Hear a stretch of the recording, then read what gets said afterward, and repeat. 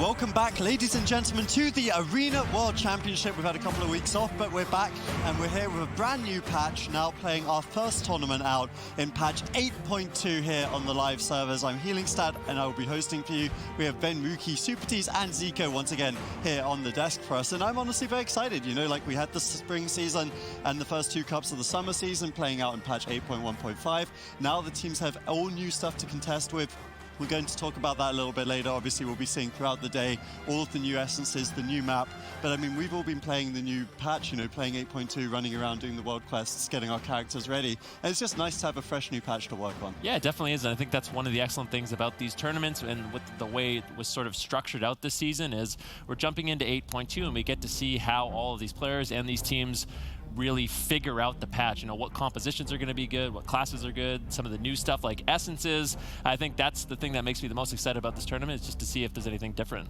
Yeah, and I think that's one of the really cool things. Obviously, since we're quite fresh into the patch, a lot of you guys and ourselves as well are grinding out these new essences, trying to figure out and test with them. The players have access on the tournament server, and that's something important that we should highlight early here today. So that means they are, you know, getting all of those essences unlocked at tier 3. They're going to have 445 item level, which is great for all of us because we get to see now what they've opted to do so that we can kind of head towards that with our testing on the live servers. Yeah, you can use the plugin, the Twitch extension, to look at all of the gear and the different essences that the players are selecting in this specific tournament. So if you're interested yourself to try and pick those up on the live servers, figure out what essence is being used in most priority. Of course, we're going to be taking note of that, highlighting it throughout so that you yourself can use that information at home for your own arena endeavors or rated battleground endeavors or just World of Warcraft endeavors in general. So this is definitely a great resource that you want to use. Yeah, and all the players have their Azerite level set to 55, meaning that they don't have all the stamina traits, they just have one major trait and access to 2 minor traits. So, you know, the major, they get the minor attached to that, and then they get an additional minor trait from being level 55 on that neck level. One of the other things I do want to talk about is the new map, Robodrone. I know you made a video about it, Venruki, talking about this map. What can we kind of expect to see on this one from A2? Well, it's an interesting map. I personally think it's one of my favorite arenas that they've added recently. It's a smaller map. It has basically 2 pillars and then an additional sort of pillar platform that you can use. You can see that on your screen, and it's going to be interesting to see because people can actually go up on that platform and sort of attack down from range. You can, you know, put your portal up, your Transcendence there if you're a Windwalker monk, and it's going to be curious to see what these teams have come up with because always when a new map comes out, I think the teams that are the most practiced and sort of prepared on it, they can come up with interesting and unique strategies and try to implement that and use that to their advantage. Yeah, during the off-season, I was practicing on my Druid. I was trying to like wild charge from pillar to pillar, but unfortunately they blocked it off, so you can't do it, which was very annoying because I was like, wow, I'm going to be so OP on this map. But anyways, it's a fantastic new map. You guys should definitely check it out on the live servers. We have access to it. We'll see if any of the teams do opt to select it today, because we have seen in the past that these teams often they steer away from the new stuff until they're very confident on it. So we'll have to see if the teams are running for it. But let's catch up with the standings. Obviously, we're in, I believe, the 9th cup of the year, 12 cups total, so there's 4 remaining, and these are the overall BlizzCon standings. So one team so far, Zico, has qualified to BlizzCon, that was Cloud9 at the spring finals. But there's a lot of other teams on there that you'd expect to be at BlizzCon, but we can only have 5 teams in total. It's really close this year. Yeah, it's super close, and of course, one team, which is Cloud9, has qualified by winning that spring finals land now. After these next couple of cups, we're going to be heading into the summer finals, where there will be 2 more spots up for grabs for BlizzCon. And let's say maybe the boys and Method Orange wins those. All of a sudden, that's going to be 3 teams qualified from lands, plus 1 team from points from NA, and then there would only be 1 team from Europe qualifying on points. Now, this is, you know, in an alternative make-believe, universe. yeah. This is, you know, very unlikely scenario, but just throwing it out there anyway. Yeah, I mean, it could happen. You're getting me riled a little early here, Zico. But there's a chance, of course, that there could be 4 North American teams and only 1 European team at BlizzCon. That all comes down to this summer season, so it's very impactful as to how these teams do. And here we can see the qualification for the summer finals. As I said, 2 cups of summer are down, 4 to go in this new patch on 8.2. Method Black and Zizon looking great in Europe, but there's such close contention for those spots. And look at some of the teams outside Venruki in North America. Tracker, M2KC, The Move, these guys, you would expect to see them at LAN. You'd quite frankly expect to see all these teams at LAN. Yeah, I mean, nothing is solidified at this point. You know, M2KC, The Move, they're having a very good week as well. I mean, this looks like it could be one of those tournaments where they do make it to the finals, and that kind of throws everything for a loop. So it really is close. Like you said, nothing is solidified at this point except for Cloud9. Certainly will be going to BlizzCon in the grand finals. Yeah, I can't wait for North America tomorrow. We were watching, Sid and I were watching on Wednesday the open bracket on GCD TV, and some of the North American teams were absolutely playing out of their mind. M2KC with this Iron Paladin, The Move beating Cloud9, but we have to table that for now because of course today is all about Europe. This is our Friday bracket. We do have that available for us here, and our first series will be those lower bracket games. And once again, I think one of the big themes that we've been talking about is this kind of disappointment from Wildcard Gaming. You know, they had such a good performance in the spring season, Sid, but they've been dropping off seemingly in summer. Yeah, Wildcard Gaming, I would say, are definitely falling off here, being in the lower bracket, 3-0'd by Change My Mind when Poike's team.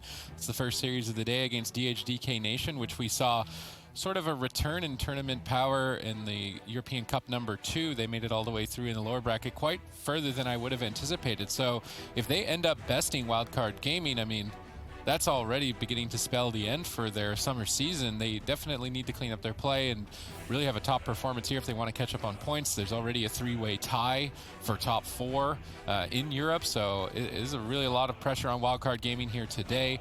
Other than that, I feel like if we really want to highlight, it would be Xyzon and Change My Mind. Those two teams in particular have leveled up. They're getting a lot closer to where Method Black, I would position them as kind of the tier 1 team in Europe. Yeah, I think if you look at the success stories of summer, it's definitely Xyzon and Change My Mind. This is our match schedule, guys. So our first 2 series of the day will be Elimination series here in Europe, and then we'll be heading over to that upper bracket. I do just really quickly want to get your take on Xyzon here, Zico, because TSG is something that, you know, we've been hearing from the competitors could be really meta in this tournament. Yeah, and Xyzon was kind of the team that were running TSG even before it was in the meta, you know, having Nerd Rage on that warrior, super strong for them. And you know, Xyzon, they've been a team that kind of just showed up out of nowhere here in summer, have been doing very well for themselves so far. Yep, so we're expecting to see lots of warriors in this tournament, guys. That's one of the big things about patch 8.2. Lots of ARM warriors have been appearing, but this is Wildcard Gaming first. We'll get on to Xyzon later in the day. Hashtag WCG if you think they can win, or hashtag DHDK for the DHDK Nation. And DHDK Nation actually will be making the swap onto that ARMS Warriors. Joel makes his appearance on that class. Lots of ARMS Warriors in the tournament and on the desk if we can get Adrian to come with us one day. I suppose. Yeah, that was a stretch. All right, well, let's see. Wildcard Gaming putting their best foot forward. It's going to be Blizzo on the Windwalker amongst Zeepai on the Death Knight. This is the composition they've been running quite a bit, but I think DHDK Nation, they picked a good composition. The Arms Warrior going to be very strong. Houston on the Demon Hunter going to provide a lot of cleave damage in this setup. I think Zeepai could actually be in a little bit of trouble in this game 1. Yeah, one essence in particular for the Arms Warrior, the Blood of the Enemy, which is an area eruption of damage, but most importantly, it increases your critical strike chance and your critical strike damage on the target. So as an Arms Warrior, you can be getting some very big mortal strikes when combined with the Sharpened Blade. This is going to be one of the best aggressive essences you can take as an Arms Warrior. Great for tearing into a Death Knight or a melee cleave, providing lots of damage to multiple targets when Sweeping Strikes is activated, which it currently is by Joel, trying to take out both Blizzo and Zeepai simultaneously. Now, another important change with patch 8.2 is that Pack Spirit, the Azerite trait that allowed Restoration Shamans to run around in Ghost Wolf effectively immortal, was nerfed heavily. So Burley is going to be under a lot of stress throughout most of these matches to stay alive. You can already see that pressure established early on. Yeah, we'll have to see if Burley can survive on the Shaman. It's going to be difficult. Blizzo on the Windwalker amongst Zeepai, they're putting out massive pressure early on. Burley's trying to kite away with Ghost Wolf, trying to create some space, but he just can't get away. Houston and Joel, they have to try to create some counter pressure, but I feel like it's just a matter of time before Burley goes down. He holds on with the Ascendants. Good additional healing coming through. We'll have to see what he can get done. Houston goes for a stun onto Looney, looking for a mana rift. Doesn't manage to find it. I think so far a lot of the teams in this tournament, they have been opting to use the Restoration Druid. It's just really powerful in the current meta. If Burley can win this game, that's going to be definitely a good sign for DHDK Nation. I feel like the only thing that's going for Restoration Shamans right now is their mana. They can heal for quite some time even when they're completely out of it, but other than that, I would say that basically every other healer can out-heal them. Currently, Joel being bursted down. He's going to be leaping back behind the pillar. While disarmed, which he currently is, he cannot use Die by the Sword, an important defensive cooldown to avoid melee attackers. So very important for him. Good awareness to be able to escape to safety during that moment in time. But now Blizzo landing a double leg sweep, big Fists of Fury damage. Burley looking to respect that and trade out the Earthen Wall totem. This should allow him to tank some of the damage, and smartly so tank some of the interrupts. Now, this can be a common mistake as a healer when you're being attacked, is to try to fake cast over and over and over and over. But when you have a defensive cooldown, you can activate it, then get the interrupt out of the way. Even still, with the defensive cooldowns, Burley struggling to stay alive, managing to at least make it out of the stun lock combo, wrapping around the corner, defensive intimidating shout that is holding Zeepai at bay for now, but Blizzo is still right on top of Burley, looking for a heal, gets paralysis on it. Do they have any more stops for Burley? If he is able to sneak in even one heal, he should recover, but he needs Fuston to come back now. Spearlink Totem is likely required at this point in time, and Fuston will come back. Burley connects all three members of the team's health together with the Spearlink Totem. Nice. Still being interrupted, though, by Blizzo. Zeepai disarmed, trying to pressure him away. Seems very difficult for them to develop some counter pressure. Darkness gets dropped, but then Burley runs out of it. He's trying to trinket and wrap back around into it, but Zeepai grips him out. Big mistakes here from DHDK Nation. Fortunately for them, the Gladiator's Safeguard Shield is available, that absorption effect, which is much more powerful in patch 8.2, allowing Burley to survive for a couple of seconds, but ultimately not stay afloat. Wildcard Gaming's pressure relentless in game one. Yeah, I mean, that is a big thing about the Pack Spirit nerf, and I think that we should jump straight on that conversation here, Zico, because with the Pack Spirit nerfed, we've seen most teams just steering away from the Resto Shaman. Burley decides to play it here, and Wildcard Gaming just exploit that pick. Yeah, and even in the last patch, we saw some Shamans go down with the Pack Spirit, and then here, of course, just too much pressure from that Windwalker DK. A lot of micro interrupts, you know. They weathered through the CDs of Burley pretty effectively, and the big change is that you're just gonna have to cast a lot like Burley's doing here, which of course means the Windwalker DK just becomes super effective. You're gonna have, you know, the Windwalker incapacitating, Touch of Death gets activated here as well onto Burley, which forces out the Spirit Link Totem, and then they did a little misplay here with the Darkness, but I think Burley just was in a pretty tough situation regardless of that. He still had his trinket to get out of a stun. He uses it right there, and then he gets grip back. Zeepai and Blizzo, of course, still on top of him. Burley gets the Earthen Wall Totem right there, goes for the fake cast, and this is where you normally would see a Shaman just standing in Ghost Wolf, kind of being you know, pretty tanky, and there instead he's gonna have to go for those chain heals over and over, work through the DK interrupt, work through the Windwalker interrupt, work through the pet stun and the pet kicks and all those little micro CC, like we like to call them, and he's just gonna go down before he can get a heal off. This is like what we'd normally see from a Windwalker Death Knight against a Restoration Shaman. Sir Abster just pulling out his hair right now. Without the Ghost Wolf, it's going to be a nightmare. Yeah. It's really difficult. Like Zico said, there's just so many interrupts you really have to deal with as that Restoration Shaman, and unless you're DPS, you know, the Demon Hunter and the Warrior can create enough counter pressure, the Shaman will inevitably go down. There's not too much you can do.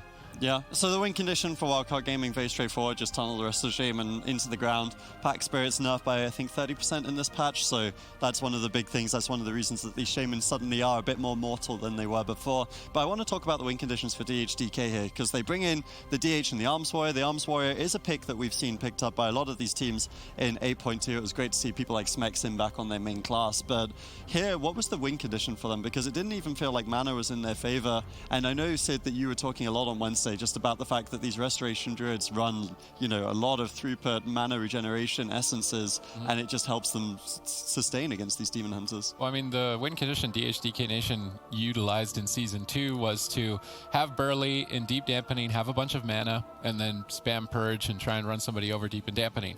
Now, he's not going to be able to make it into Deep and Dampening because the Pack Spirit nerfs. At least it looks like it's going to be incredibly difficult, so they're going to have to find a way to end the game before that, and I'm not sure if they have enough damage against this composition. Ooh. Both Windwalkers and Death Knights Robodrome in this. Very cool to see this. This actually almost never happens where we get to see the new arena. And Wildcard Gaming, they're normally one of the slower teams to, like, you know, we criticize them for being slow with their picks, but they actually go straight for the new map. I love it. Oh, isn't this DHDK's pick? Yep. Yeah, I think so. Oh yeah, DHDK, that's true, actually. Good point. They want a nice small map Nice so small Houston place, can yeah. land as many mana refs as possible, because that's really going to be important. I mean, DHDK Nation, they changed their composition. They go back to the Demon Hunter Death Knight comp. I don't know if I necessarily like this pick. The problem for me is Wildcard Gaming with the Unholy Death Knight, with the Windwalker Monk, while they're on Joel, you know, training him down, putting lots of damage on the Shaman, the rest of the members are getting cleaved down also. Yeah. I feel like Houston and Burley, they're on a timer. They have to win the game short, and I don't know if an Unholy Death Knight is going to put out more damage than the Arms Warrior, because I'm not sure that they can actually live to their win condition, like you were saying, which is getting the enemy healer mana, getting Looney out of mana. After watching Method Orange, I don't think the mana rift strategy works anymore. Even Cedar was saying that his games felt hopeless, and that's mostly because of the new minor essences, one of them being the Ever Rising Tide. So when you're below a very low amount of mana, you have a chance to get mana returned to you, and then you can also run the Lucid Dream minor, which is just a chance to make your spell 50% reduced mana cost. So as a Restoration Druid, you're almost indefinitely ping-ponging between 10 and 20% mana, even while being mana rifted. So the strategy of just tapping the Druid out and then running them over into Deep Dampening, I don't think is an option anymore. Here we're going to get to see it play out. I would say that DHDK Nation are one of the best in Europe. Maybe Method Black is slightly better, but for the Restoration Shaman variant at least, they're certainly the best in Europe. I'm very curious to see if that strategy works for them still, because I don't think it will. No, I'm just going to say it. This is my favorite looking map It's ever. such a beautiful map. I was thinking that as well. Yeah, I just love it. Yeah. We're all thinking it. I think right now, Burley taking a little bit of damage. He drops the Earthen Wall Totem to sort of stall. And here's the problem. It's going to be Blizzo and Zeepai all over him the entire game. Burley gets interrupted, and I just don't know if he can get away.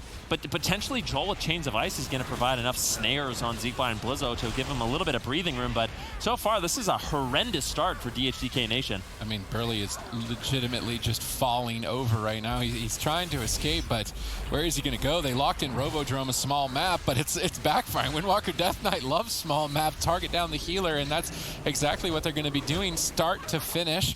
Burley trying to avoid Zeepai, while Joel, at least Joel on the Death Knight brings in Chains of Ice, whereas the Arms Warrior does not bring in that powerful snare. So Burley's advantage is that Ghost Wolf makes him move very fast, and he can't be slowed while in Ghost Wolf.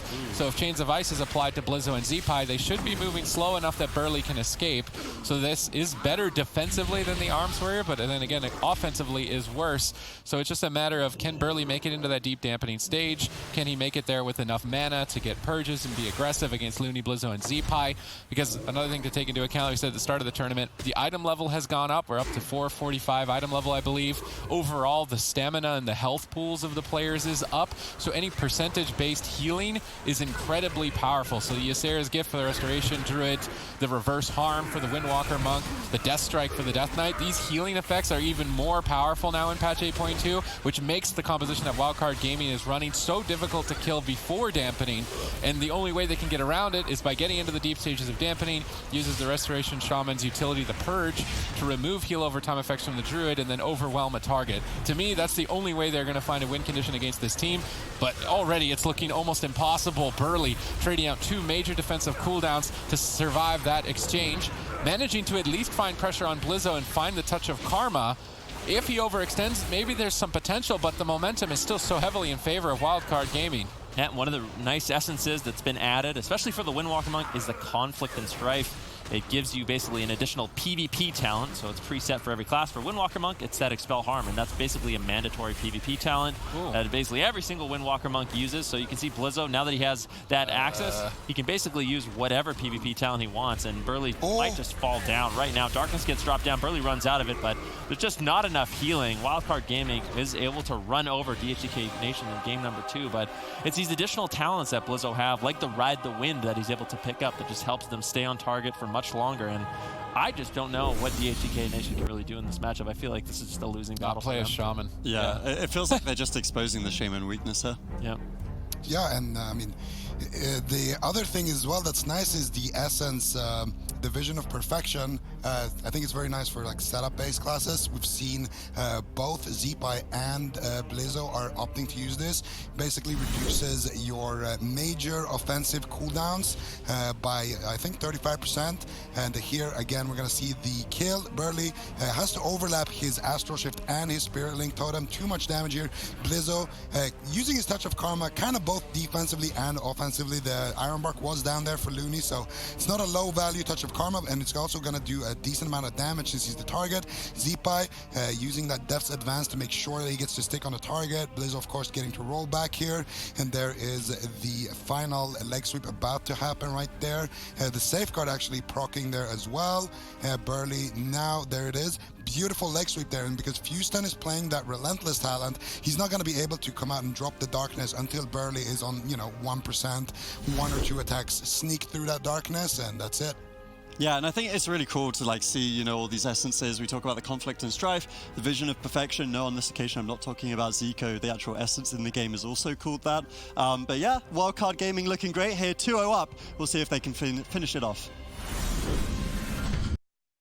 Welcome back, ladies and gentlemen. You join us at a time where Wildcard Gaming is unsurprisingly 2-0 up here in the lower bracket, looking like they will eliminate the DHDK Nation if they can secure this third game. And we saw for the first time the Robo-Drone, and I think it was a fantastic, it looked like it was a fantastic choice for Wildcard Gaming, even though it was actually the choice from DHDK Nation, able to tunnel down that Restoration Shaman there. But I do want to talk about the map, because the way that you kite on this map is kind of unique, right? Because there's 3 pillars, but they're all inside the map, sort of. So there's so many different strategies you can do, and I was really happy to see the map come out first in this first series. Oh yeah, not only is it a beautiful map, but it kind of reminds me of Tolvaron in a way, especially if you're going to be implementing a strategy where you do want to run around the pillars. I think they're the 2nd or 3rd largest pillars next to the large one on Ashamane and Tolvaron. So it's a great space for Shaman, for example, to run around. Unfortunately, it wasn't enough for Burley, and I don't think it really is going to come down to map for this team. I think they have to change off the Shaman. I don't think they're going to be able to win with this composition, with the Restoration Shaman. I feel like the Windwalker Death Knight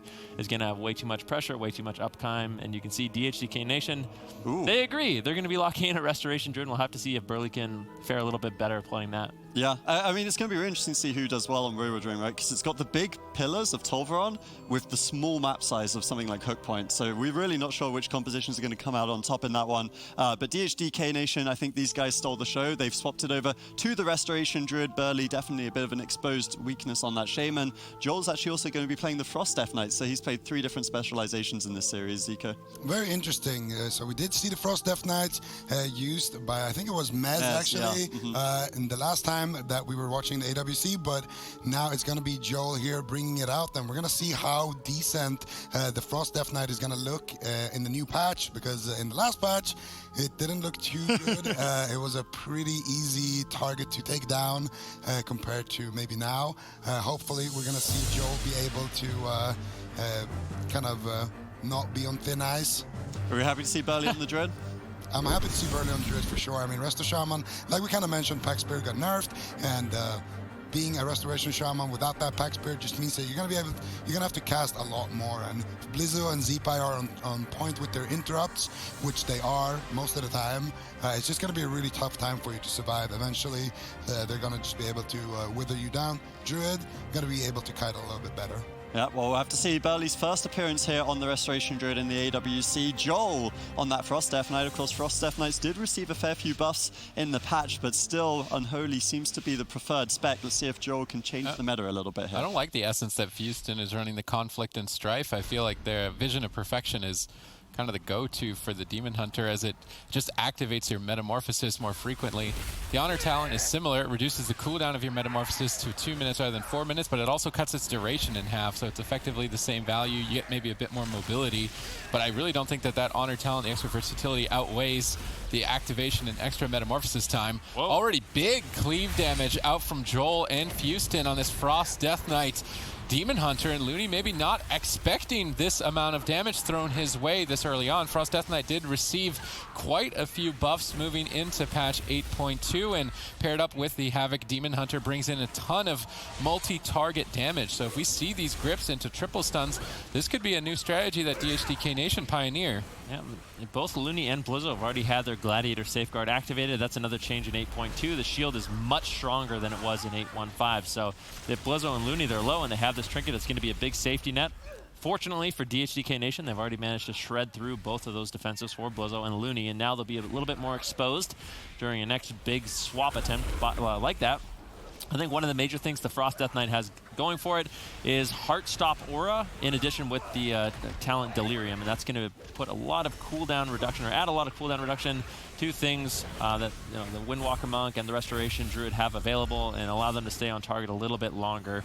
I think that's basically the main advantage of a Frost Death Knight. Burley taking quite a bit of damage. Zeepai all over him at this point, trying to escape. Looney all over him as well. Burley looking for some counter cross crowd control onto Looney, but unable to find it.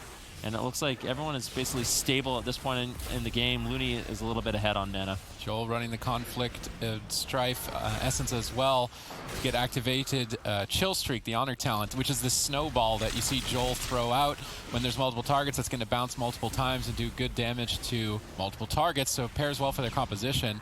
Currently, Burley is struggling through the pressure of Wildcard Gaming. I believe this is the first time we've seen Burley switch off of his Restoration Shaman, so when facing Wildcard Gaming, BlizzCon veteran players, this is going to be quite stressful for him to deal with, already going through a lot of cooldowns and maybe just falling over.